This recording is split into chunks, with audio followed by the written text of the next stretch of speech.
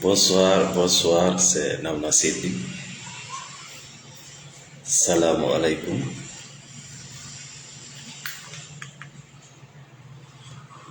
Le 26, 9 mois, ou bien pardon, je crois bien c'est ça, le 26, 9 mois 2022. Meden salmina nokku kawon don hore lendi ko woni yeso mon do hande ko Namna Sidi thérapie. Ça fait quelques jours, nous voilà live, j'avais un peu de soucis de technique. Merci beaucoup. Partagez le live, partagez le live.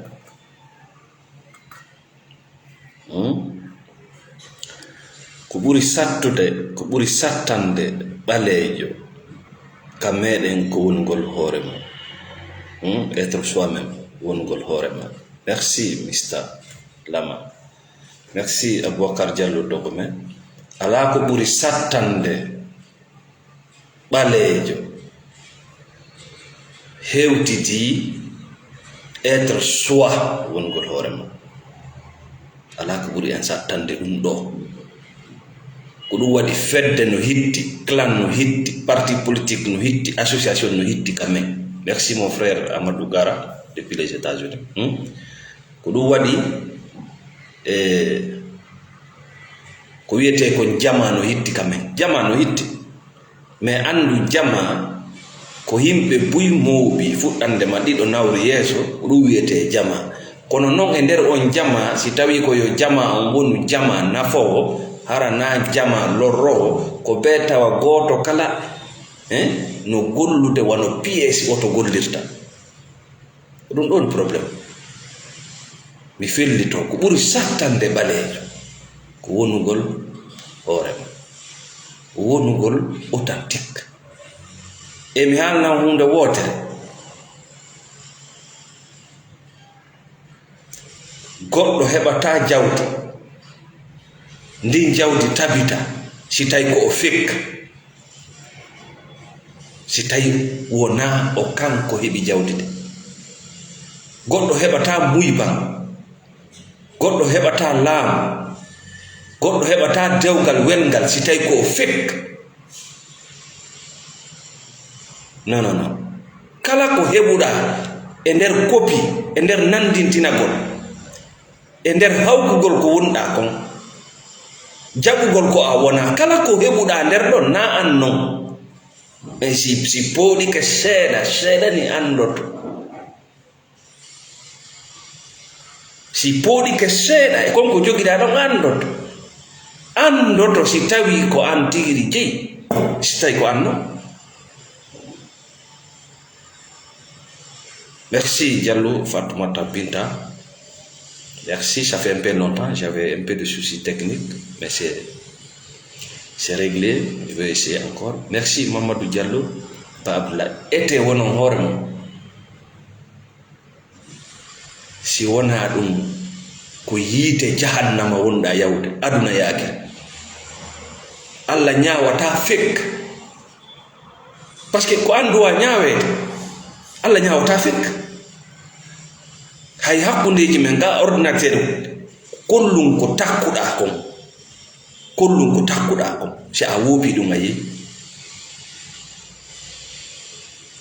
Min ni on Allah ñaawata kopi fek, beppale. So ari ko direct ka yiite, ko ñaawoyte yawmal qiyama wallinane peese ko ɓen tawɓe ko ɓe hoore maɓɓe. Ah oui.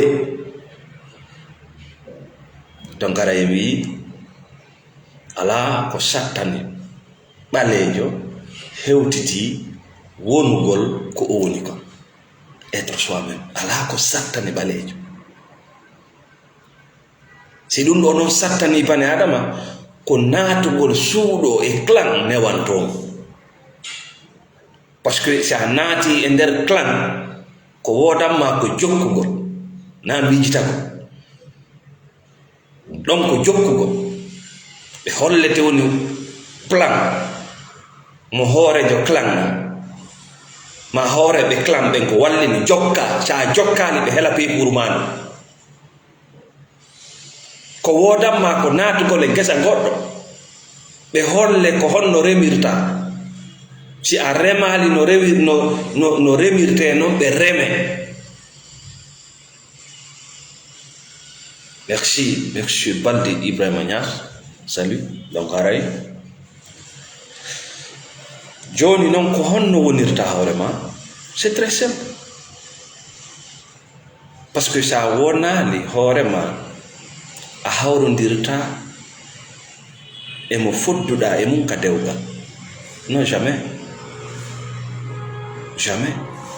a hawrondirta e ko fodduɗa e mum ka ɗaɓɓere jawɗe a hawrondirta e ko fodduɗa mum ka ɗaɓɓere voyage aduna non tout foppo wona fake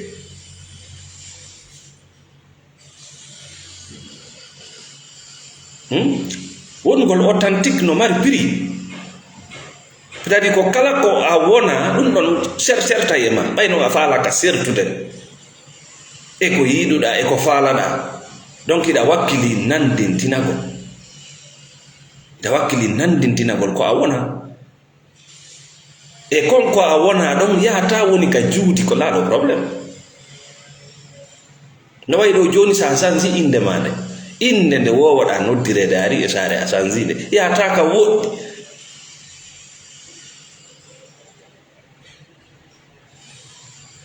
merci Mr. Lama donc haray ala ko sattani ɓaleejo hewtiti wonugol ko woni ko na ɗum ɗo ko golle harale ko ɗum ɗo ɓuri newade kadi par ce que ko ɗo wiyete neɗɗa kako bana adama yagal ko fuɗɗi ko nde bana adama on jaɓi ko bani adama ko ɗo neɗɗan kako ko ɗo neɗɗo sertata e kullungu ko ɗo bani adama sertata e kulloygoy ko nde jaɓata automatiquement ko wonɗa ko sa jaɓi ko wonɗa ko donc a wiyama bani adama sina ɗum an wo kulle ɗen wo ko hunde wotere ko daabeji wiyete e bete ke kanko e bete ɓay kokoye kulloy ikoye hiisi ara ko yennaka mais si fewdinama e ma an ara a yennama mais ko golle mum wonɗa gollude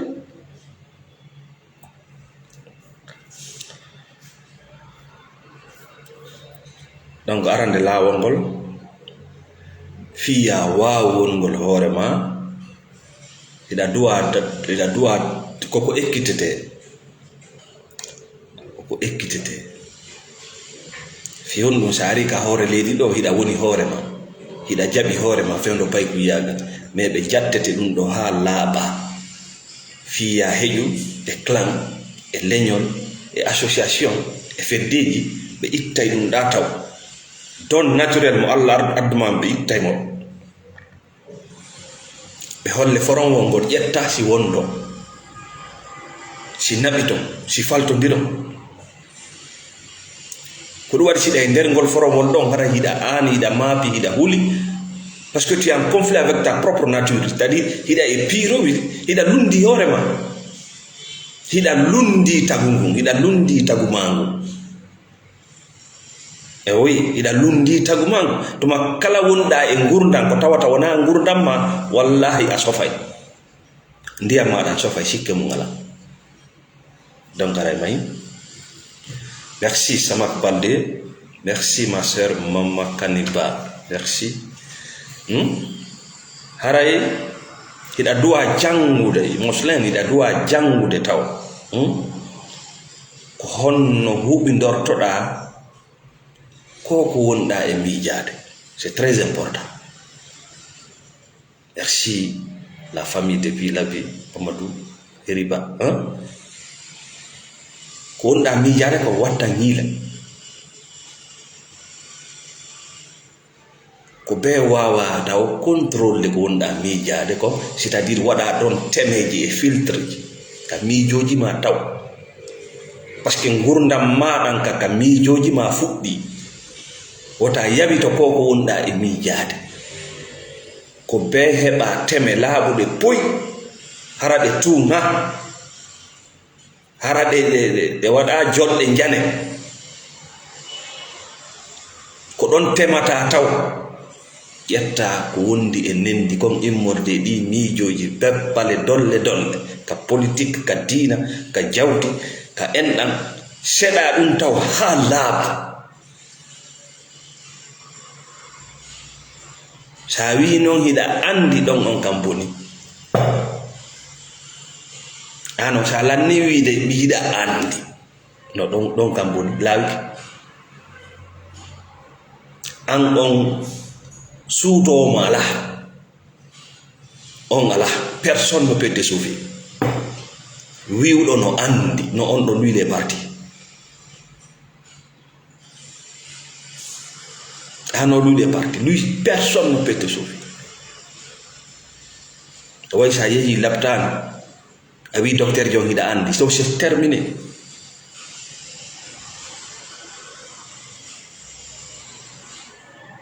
ko falla kon ko ɗum o windanayma immoɗa hawta may ko tuma wawɗa noon huɓindade ko wonɗa e miijade si wawa huɓindade golleji ko wonɗa golle kon par ce que ko miijo jibinta golle si gollama miijitaka ko gurdan daabeji kala jamanu kala société mo yiɗa no ɓanti hande ko miijoji maɓɓe ɓe yehi ɓe seɗi ɓe laɓɓini ton si ɓe wawi noon yaltinde golle ɗe ɓe faalaɓe kala jamanuji ɗi yiɗa no luttitiri ɓaawo ɓe gollay taw ha ɓe gayna si ɓe miijito ko gollugol ha gayna si miijito c'est à dire darna suudu ha gayna si yaha noon ɗaɓɓita plan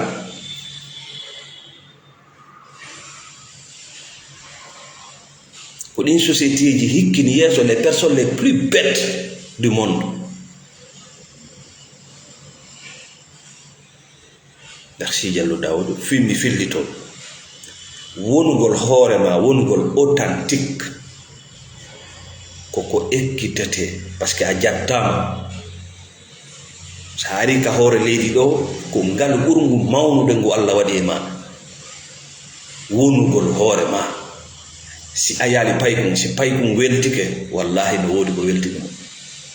o fena si paykum wulli wallahi no woodi ko wullinimo si paykum jali wallahi no woodi ko jalnimo si on jandi on paykum gotum yiyata no wulla hara ko naafiki yaaka yiyata no jala hara ko naafiki yaaka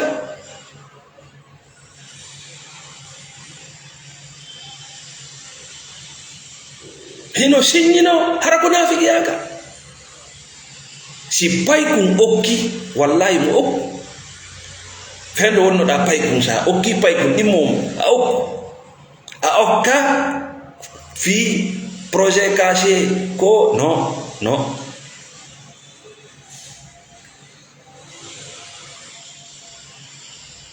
donc ɗum koko ɓiira ha laaɓi itta e ma par ce que si ɗum ɓiiraka ha laaɓi a heƴata e fedde ɓay naafi fedde tagiraɗa a heƴata nder ton a heƴata ka banadema miijitotaka a heƴata e nder clan a heƴata e nder haddi fotti a heƴata e nder association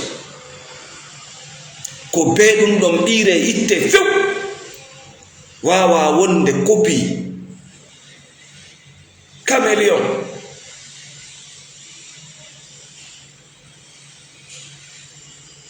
si tawi noon a wontay authentique a yiltitoto kumpay kumma kum hawkuɗa kumpay kumma kum hawkuɗa a yiltitoto connectoɗa e makko kadi andu to fewndo wonnoɗa pay honno wuurinoɗa a yiltitoto on nature d'abord reconnectoɗa noon arta pas à pas a yiyay fekkuɓe ɓen complètement a yiyay ka wonnoɗa siññinade ka wonnoɗa dépense de buuɗi lampe guerre to ɗaɓɓere toɓɓe ka wonnoɗa amude ka wonnoɗa ñittade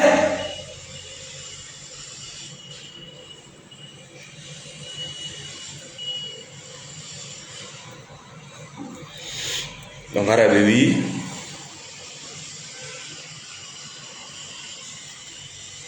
aran ɗum taw hiɗa duwa jangude ayi koko jangete sanjugol ngurdam wona walagol jamma fina bimbi tawa change, wona darugol vidéo de motivation, wona darugol karamokojo ko wajoto, no, processus ko étape par étape, na ko weli fi, c'est un travail, il faut de la patience. Piiji gono ton ko expérience ji ɗin hollay ma, et les expériences menen ɗo, c'est-à-dire men adina ko tuma kala o tigi adina si yiya parce que andano hay ko sowndo o tigi ka nowru e ɓaali, ko sowndo tun taw ka nowru. Donc mi faalaka ya rew ka nawna selli rew.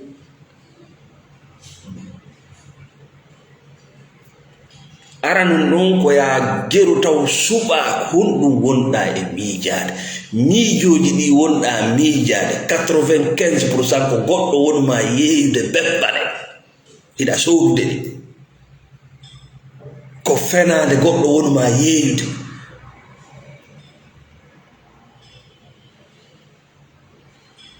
Mi wodiri Allah tagɗolal ngon, tu vas payer ça très cher. Si a yeeyama fenade a naadinde ka nder hoore ma, ça va te coûter de la quinine tôt ou tard.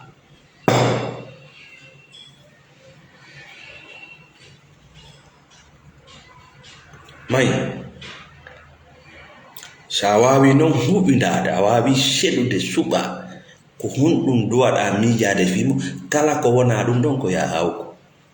Ko nene goto ko mosidal ko dina, a tawi wona nendi haw, a hawkata kañum hawkete joni.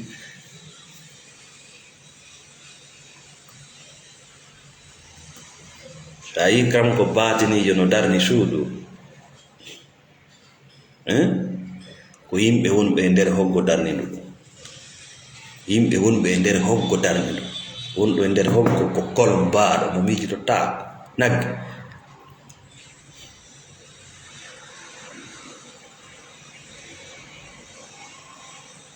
Sa yi politicien no waylita jawle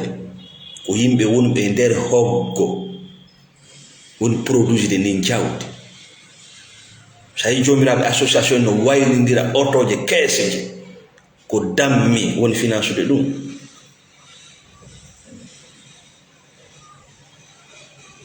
Ko ɓuri hewde kon on va pas généraliser. Donc haray si tawi koyo golle moƴƴu ko miijoji ɗin seɗete taw, si miijoji ɗin seɗama laaɓi, andi ɗum ɗo laaɓi, ñoogu ala e nder mum, mi nani ɓe wi'i miɗa sikki mi anda fin say ɗum ɗon fof yalti nder ton, a jogi ke honɗum al yaqine nendi laaɓuta. On tuma noon wawa noon huɓidade ko gollata, ko on tuma golleji ma ɗin wata battinde, wata ɓeydade. Goto wonata jooma kaalis o tabita e majji si o wonani hoore makko, goto wonata politicien o tabita e politique makkon atto o laamade, ɓawo o laamade so tawi wona authentique, hena ɗum ko ca sanji ay kantu ca sanji. Wonɓe ɓen ka hoggo imma mi sikkuna, an anda ko woni fekk.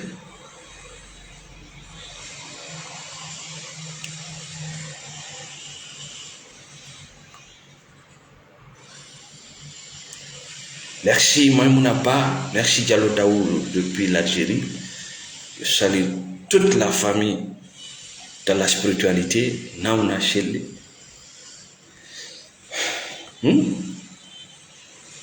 J'avais un souci technique, tu sais, chez nous ici c'est pas facile. Kala mo jabali wonde authentique nendi ha dewgal moƴƴirtama, dewgal moƴƴirtama ado, parce que wona an woni ka dewgal fa sigi pervers narcissique na on to ɓay non ɗum ɗon juutata, nannindinagol juutata bappa.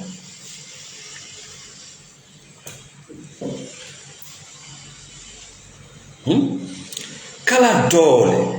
kala dole ko yiyata woni ko laamateri, kala dole ko yiyata woni ko jawdi, kala dole ko yiyata ko wiyete dole ɓandu yanko, ɗum wawata battinde si tawi neɗɗo on rewali o processus o seeɗa ko o miijoto ko taw. Eyi kono sa yi bana adama kañum yewtere mum ne miiɗa sikki, miiɗa miji, miiɗa wi'ude, papa watta yiila e huwondirgol e on ɗo. Kono waddi a sikku ko par ce que a hawlaaki. Kono wiyata miiɗa wi'ude ko par ce que a wi'aali hay hunde. Kono wiyata miiɗa miiji ko par ce que a miijaaki taw annda ko wonɗa miijaade. Kono wi'ata mi annda mi a nani makko bano yewta fuɗɗori yewtere nde mi annda makko ba ko needi arɗa a sukde moodi ma ko ne'a waddi, a sukde ɓengu ma ko ne'eteɗo waddi o fottimu mi anda ari fanka ba yanda.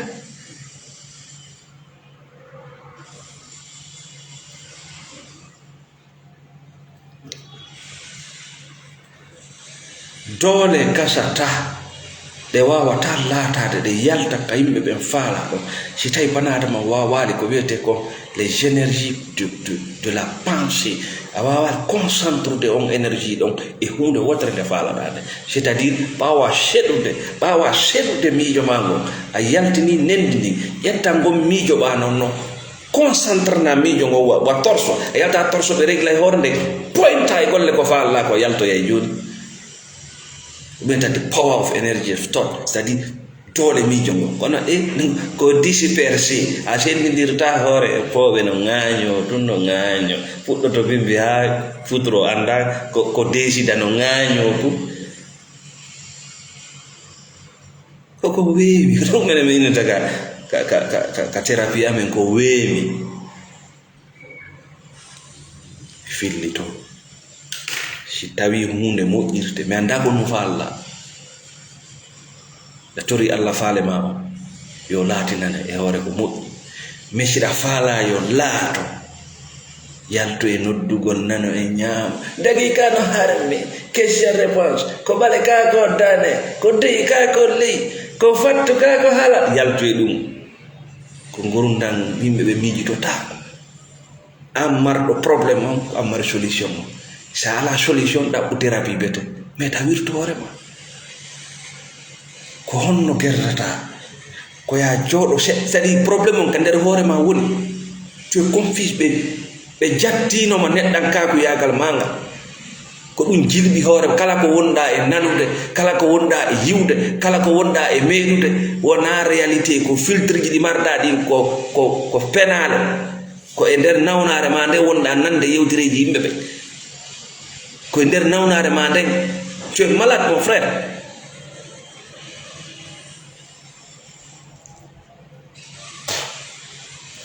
Ko ɗum waɗi ka goɗɗo ima ɗaɓɓita gonga nani goɗɗo gonga ka fenade gonga ka fena kon wombo andimma gonga tan an yiɗa wiide gonga ma kanko gonga nawna selli kon ɗaɓɓita gonga ko gonga ka fena gonga iɗani kowoni gonga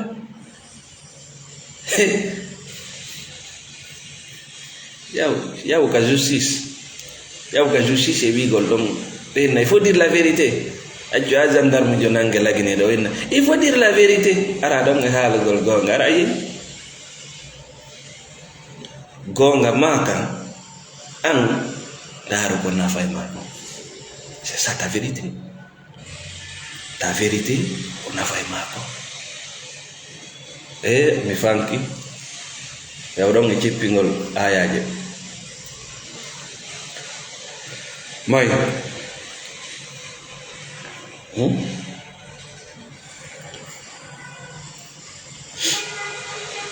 Sa wonale une personne authentique neɗɗo bana adama gonga yankeje wonanɗo hoore mum ko ɓuri hewde kon ka dewgal merci Oasis So merci beaucoup quelqu'un qui a acheté mes produits, merci Ditimba aussi. Sa wonali authentique ka dewgal a hawrodiray e faasi ka golle ma a hawrondira e patron ɓe bomɓe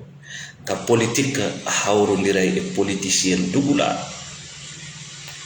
ɓe antanta goɗɗo moƴƴere parce que tu n'es pas d'abord authentique parce que sa wonale authentique ko fekk tun yahata e mum ko fekk tun kadi poɗata ɗumen tan loi d'attraction c'est à dire a wonay taw hunde nden si pooɗade wona joni un leader siɗa fala wonde un vrai leader a won tum authentique sa woni authentique yimɓe ɓe garay quoi ko nande ma ko garay kono sa woni fekk ko fekk arata fekk c'est à dire no ɗuuɗa kono pièce oyi koye gollata a yaani fewdo porto ari kamen ɗo siɓe leggal ɗi laawi ko soriraɓe men ko cabbi iwtirina ɓawa maɓɓe koye laawo buy seega na machine de ko juuɗe seeki ɗum yimɓe sappo siɓe yenni yimɓe sappo yo ƴettu leggal siɓe ari ɗon ɓe towata ortojo yaltina finkare makko ndi enna bon, il y avait combien de personnes? Il y avait 10 personnes, il y avait 8 personnes quittées. Tido be jettu o yaltina finkare ibe andi o duddi wobbe yeso o felli wobbe be yi o yaltinandi o enna les deux là premier be rondo be daba few donc pièce gollo landa avec autant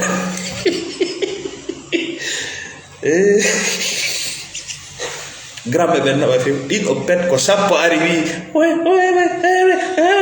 no musi bayndi wi crack be andi on tuma mo jogi liqueur makko ka jungo wadi pepur mun do mustache ji makko din no ombi hunduko makko ko sintere yurmende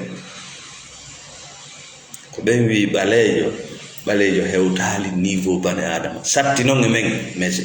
do no ka sattude men ko yen fiino e ko haala ko ɓeydoɗe ka on aduna fewndi e on saayi ɗon 19e siècle ka ko 18e siècle onon o ngala laawi goɗɗo innama on hewtali niveau banane men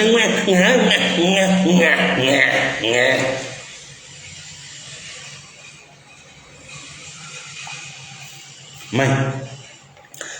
joni noon si tawi a jaɓali wonde authentique ma anda fi authenticité a yani e dewgal faasi pervers jo jombima ma a jombi pervers jo parce que là tu es en danger min nawna selli je vais te donner une information capitale fi ya andu ko ɗum woni faasiki e dewgal haray faasiki jo so jombima ma a jombima wodi piiji ɗi ɓe faaletaake ya a gayno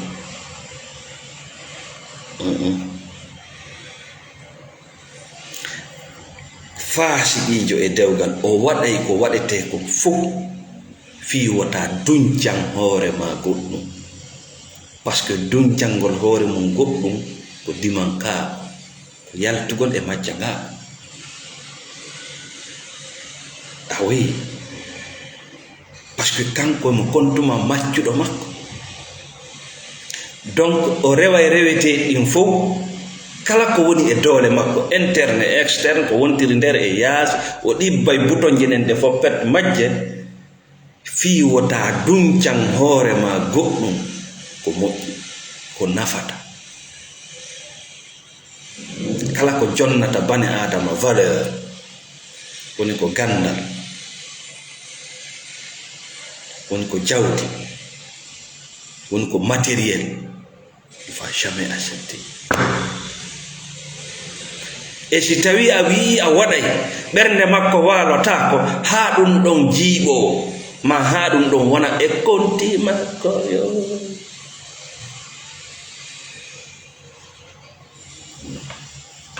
o sabotay o frenay si ɓernde ɗum ɗon si ɓernde makko waalo non o jaɓata heɓa ko wiyete ko succès porgal parce que o falaka kolombo wangal iwa si be kolombo iwi na ku yahay ka kung fala o ko sinagge ko sunna ko si iwi wona hara jom wayno diriyem anani ko min jeyge nagge ko sunnan ne den sutida pervers narcissique o sunnete woni o waɗete jandi o waɗe marque ko ɗum kamɓe ka maɓɓe dewgal ka maɓɓe c'est la possession ko jeyal oui ko jeyal ɗum siko debbo so wi'i moodi an sikkay ko téléphone ngo wi siko gorko so wi'i ɓengu an sikkay ko ɗumde téléphone woni haalde c'est juste la possession awa noon ko won ɗum possédete so en animal ko kullum jeyete l'homme est libre ko kullum jeyete ko matériel jeyete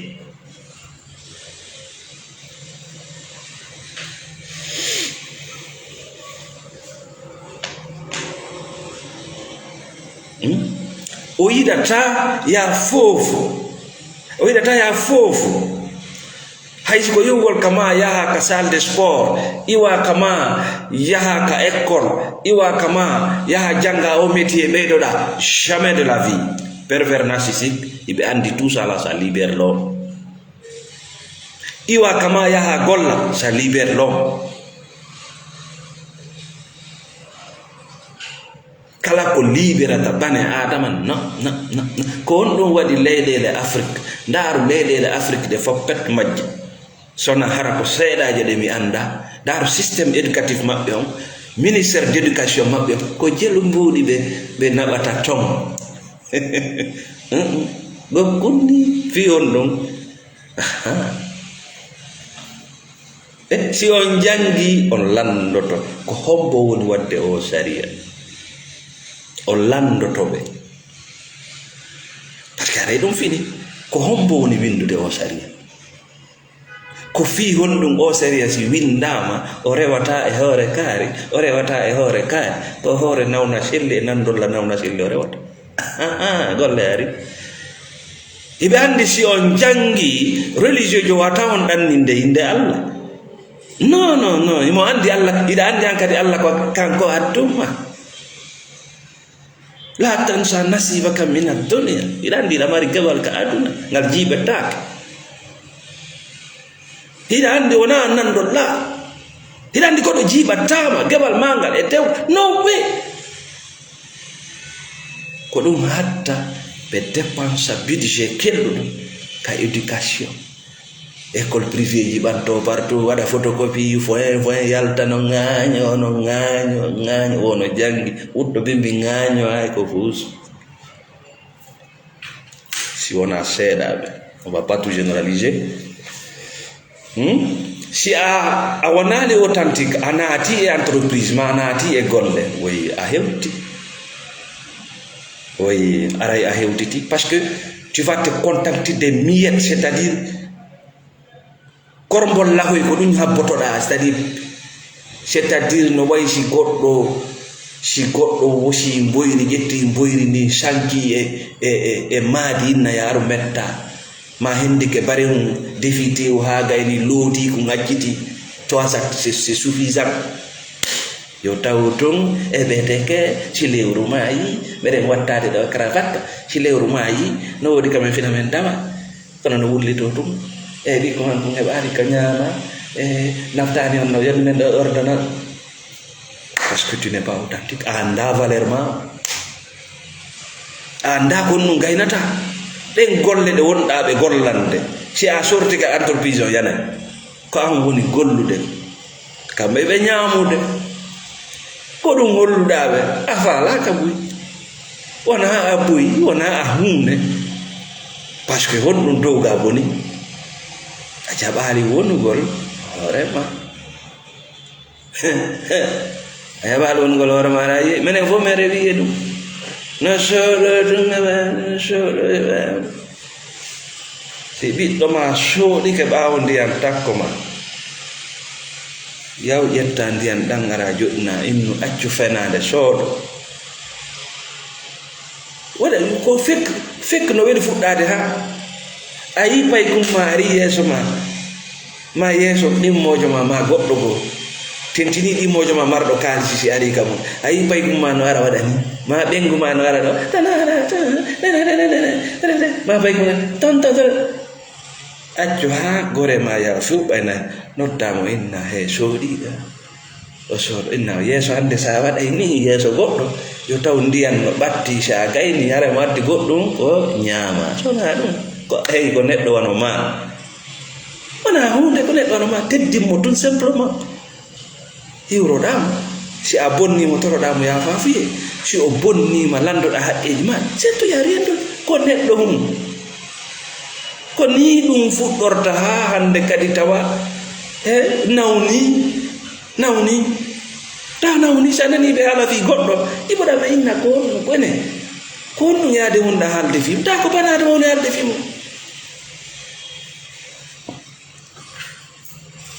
non nano kaari no welanmi no nano kono mi wawata wurde ɓawa kaari a wawata accuno yawna ka nani harami wawata wurde ɓawa makko je peux pas vivre sans toi c'est du mensonge so falta ko vivi ɓeɓe ko viva hey wogo penade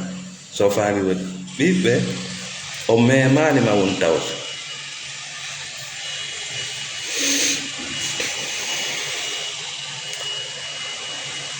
wayle pervernage ɓe jaɓata fomtoɗa fuɗɗoɗa goɗɗum ko tawata ko kesum ko moƴƴi woni business woni gandal non il n'aime pas par ce que mo andi kanko ces choses vont te libérer ɗin piiji ɗon no wawma libérde par ce que ɗi piiji ɗi wonɗa yahande a fottay e yimɓe miijoji kesi ko wona miijo makko mo wawma suɓande hay page ji ɗi darata ah oui c'est des gens qui aiment beaucoup contrôler votre portable c'est-à-dire vie privée alaka maɓɓe vie privée alaka maɓɓe voilà pour eux tu es un objet nakre ko a bobon quoi ka bobon il veut contrôler ton téléphone il veut comprendre qui min simi noddi goɗɗo simi noddi goɗɗo hay ko bandirawa mi noddi e téléphone modi makko ƴetti téléphone je vais jamais t'appeler jamais ɓay mi andi aray ko a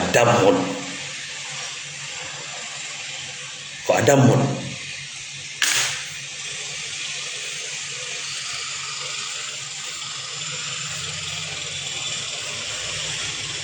moi je vais jamais t'appeler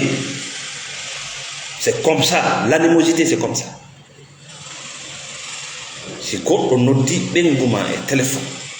mon frère sendidir si ko an nodda so ko ɓenguma nodda si goɗɗo noddi modima e téléphone sendidir si ko an nodda so ko modima nodda islam ni wala ta jassasuna yalte e espion sa hoolaki goɗɗo sertu e makko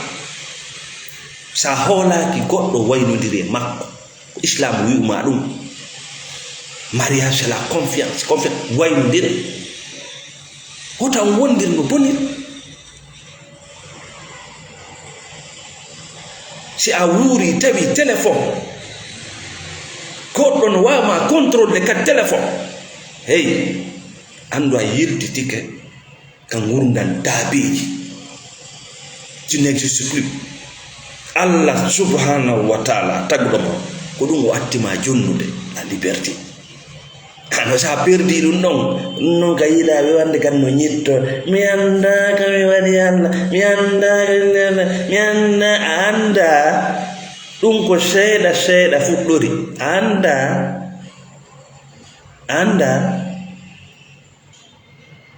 ɓeɗo goɗɗo noddama il faut que tu te justifie comme noddemana kamɓe winde pourquoi tu te justifie aɗa ƴetta téléphone mo ƴakkamo prends le téléphone no ƴakko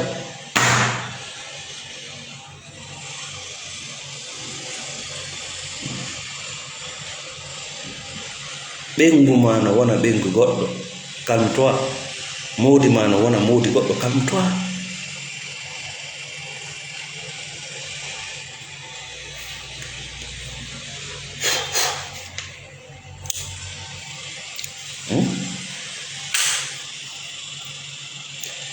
joni noon so tawi ɗo famike. Merci à tout le monde. Ditimba Samat Baldé joni no jetten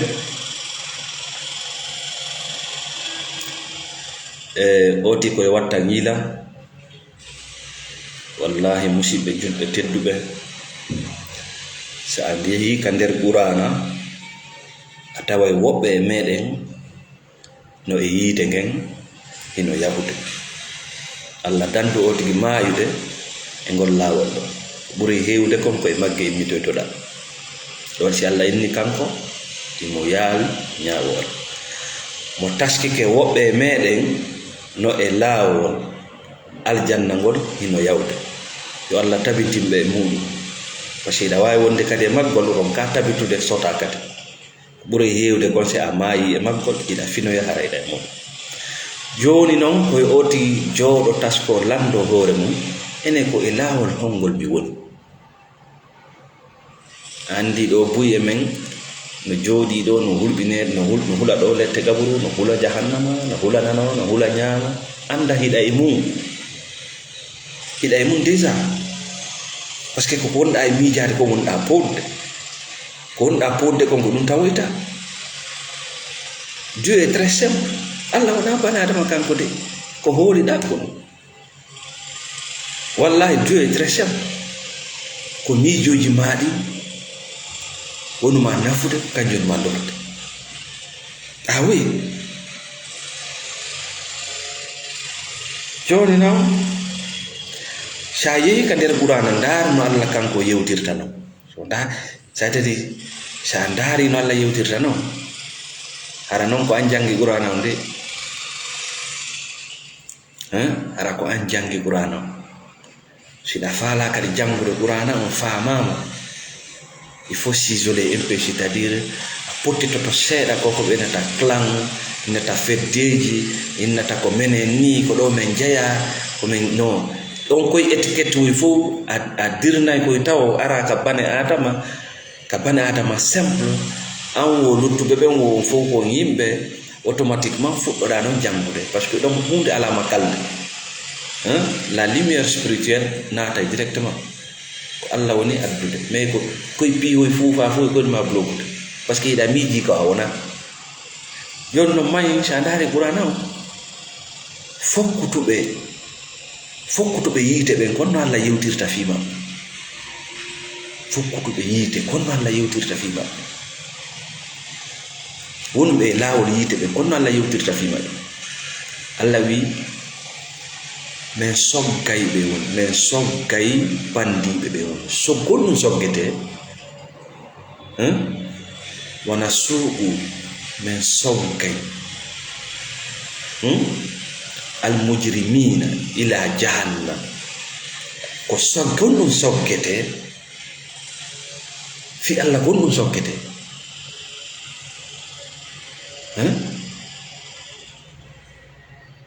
gonɗum soggete koko wiyete kon troupeau ko wiyete kon dammi ko wiyete daabeji ko ɗum soggete bani adama soggetake. Sa faami pular ngal moƴƴa ƴetti ka arabu addi ka pular moƴƴa koko woni e nder hoggo ma ko walata e nder hoggo hara no waɗi paɗi hara fof ko nandi hara ko nandi kon ɗum no mooɓi nokku gotum ɗum soggete sogge naɓe honto ila jahannam o jahannama ɗo c'est-à-dire sangaɓe soggete haray no way wasina si goɗɗo no soggude dammi naɓugol ɗi yarnugol par ce que ko wona soggede kon kadi andata ka wona naɓede ton wona jahannama sikkay woni ko yargol naɓe par ce que no ɗonɗa sa yi no jaɓi soggede no jaɓi soggowo on sogga ɗum ko soggowo on woni hollude kon ko ndiyam koko ɗi ɗonɗa kon ɗi wona soggede mais en réalité c'est l'enfer ko ɗum watta hiila e plaisir ji maɗi e faaleji maɗi e laaɓi ɗin ɗi fof pet majji ko wonɗa yande watta ñiila tawi a wonaɗo tawi wona a wonaɗo soggede. karam ko batin soggay, bile soggay, association soggay, fedde soggay, politique voilà ɓeɗo fuu soggay. watta ñiila siko a wonaɗo soggede. kala ko soggete hur way may honto sakkitorta ko ila jahannam. parce que ko wona soggede ko fiyo ɗum no soggede anda ka woni yawde, sona ɗum soggetake anda ka woni e yawde. ko wonɗo soggude on andi ka yahete. soggo won noon ko haalata kon ma ko ko watta kon kam miijoji maɓɓe ko tuma ɓe hewti ka jahannama ɓe fina. ko ɗum ɓe hewtay ɗum ka nder yiite ɓe fuɗɗo wullitade. ko oɗo e oɗo majjini men, ko oɗo e ɓenna an, ko onno ɗum ɗon woniri. par ce que ɗo moƴƴuɓe arataɗo, moƴƴuɓe arataɗo. kono ɗum ɗo ko ɗum hewti par ce que moƴƴuɓe arataɗo. jahannama moƴƴuɓe nattaɗo. noy wa kaso, ka kaso ga aduna ga iɗen toñidira kene moƴƴuɓe ya, mais tout c'est clair, c'est propre.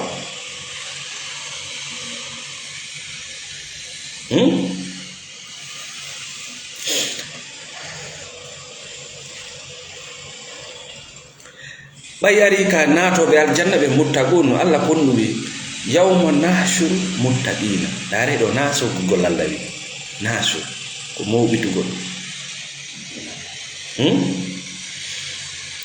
ko mawɓitugol. si équipe ballon no ɗaɓɓede leydi no ɗaɓɓude équipe ballon, koɓe yaltu ɓe sélectionna ɓe mooɓa ɓe ɗaɓɓa kelɗuɓe ɓen ɓe hawtidira ɓe yaha ɓe darana. kala ko moƴƴi kon sino ɗaɓɓede ko yaltugol suɓa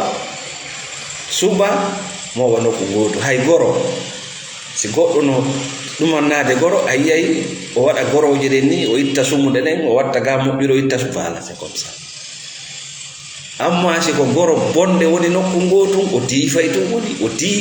diifa si sunnoyte woni donc aray ɗum ɗo ko yewtere fiinde o tigi faamira ka aduna ga ko wonaɗa hulɓinirede ma ko wonaɗa weltinirede no ga ko an non woni ko remata ɗum. ko gonga kan non kono ɓe jaɓata faama ka par ce que sa faami ka ada ay moto kisan acca wullugo. joni sa ndaari kadi ka nder qur'ana ka Allah wiya non ka bagaraɗa ɓu anfusakum dande wonkinji mon ɗin wa ahlikum naar. bon dandu an wonkinmaki e ɓengure maɗe ya dandude on ɗum yiite ngen yiite ko won ɗum woni carburant mayge ko bani adama e kaaje ɗe tawi sa ndaari ɗum parti ɗum ɗo ça c'est la spiritualité. ɗo ya natde wongol papa solution mama solution sauve est ce que anga daɗi ko ya daɗu taw.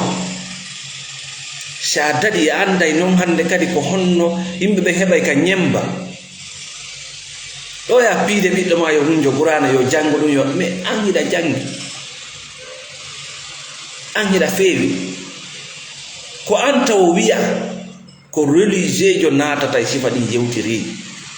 ko yummama ko bemma ko kammo no, ça c'est pas la religion de Dieu. Allah ko wima sauve-toi d'abord, c'est-à-dire yaltu ka ngay ka d'abord, ngay ka majjere, ngay ka lampu gerto, ngay ka ɓe wi men nani natir, ngay ka toɓɓe yaltu ton taw, ngay ka yoɓugol facture yaltu ton taw.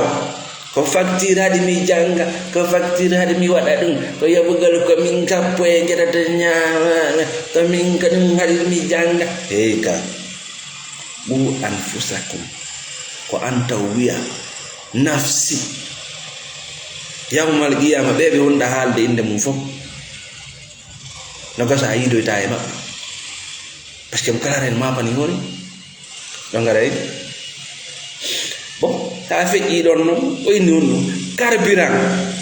carburant yiite ngen ko yimɓe ɓen ton hay gadnaga ko yimɓe ɓen e kaaje ɗen kon waɗi si kaaje ɗen waɗaɗe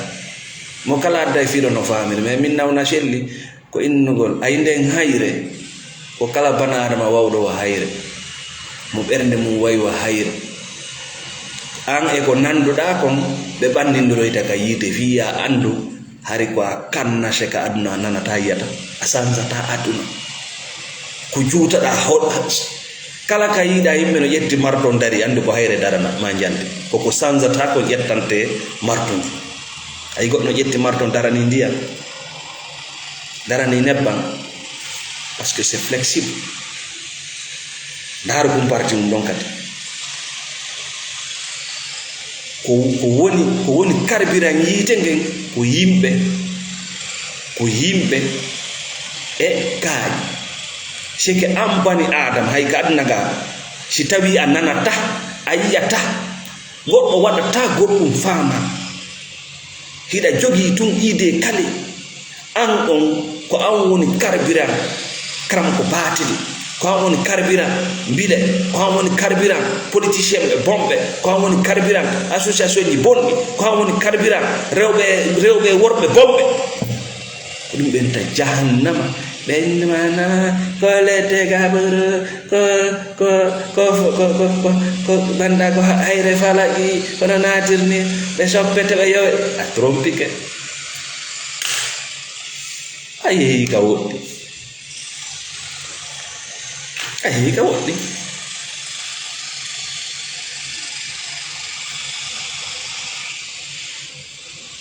yo kan pagara dara sauve hoorema taw a jaɓi ka nder ngayka voilà andina woni ɓe ɓen ka nder ngayka na ton wonete wona ya jippoto nde inna jawna parce que to ɗuttata si an a jaɓi ko ya yurno kaari na min miɗa dogade ton naka ga hendu ɓuɓum ɗo gade ko arjanna on noon ko hendu ɓuɓum ɗo gade ga ɓuɓɓodiro ala no yaaji o innama no min ko kam mo gonton mi suuti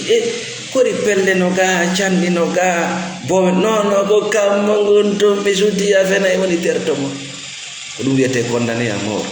yurnoɗa kadi ayi goɗɗo ko ina grand ye ga no foti de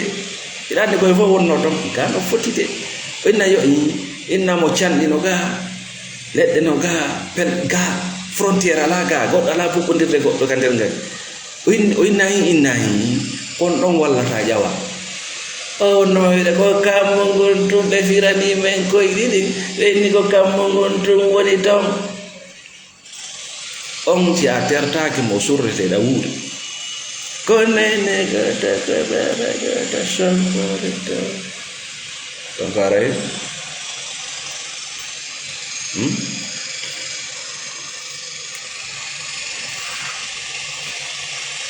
ekkite wonugol hoore par ce que sa wonali hoorema a wonata jooma jawdi a wonata jooma laamu a wonata jooma jawdi jaaw a wonata jooma tedduga hay wonuɗa ko fekka gokkunni mi won ko gokkum yahata naaru les pauvres regarde les pauvres comment ils sont haaju maɓɓe ko woni mum ko yaltutugol les riches ne sont pas comme ça. Les riches cherchent quelque chose de valeur. Non, il y a tout le monde qui c'est pas leur affaire. Maintenant, ça y est, il y a des photos dans le vrai riche. Les vrais riches, il y a des photos dans le marco.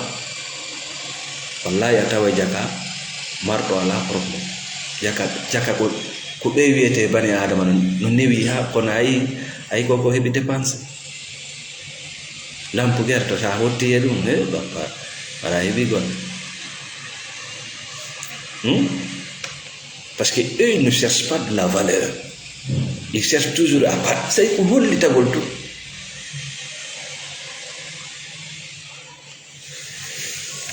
donc haray kalannode yewtere men meɗen salmina kala wonɓe sponsor de page amen o nokku o kawgo e nder aduna o meɗen weltani on foppet moɗon meɗen salmina kala wonɓe sodde lekkele amen ɓale ɗen fi lekki ɓuuɗi on kala wonɓe sodde formation ji amen ɗin thérapie kala wonɓe men noddude kala wonɓe men walde kowre kala wonɓe noddude kala wonɓe men windande haray meɗen weltani on foppet moɗon kala wonɓe commandude oɗo page kala wonɓe men darde on fop hiɗon tawa e développugol oɗo page way goto wawata goto ɗum wawata ko Allah pettuwoni goto gaynowo haray ko wonno yeso mon ɗo hande ko Nawna Chelly depuis Conakry. Assalamu alaikum wa rahmatullah.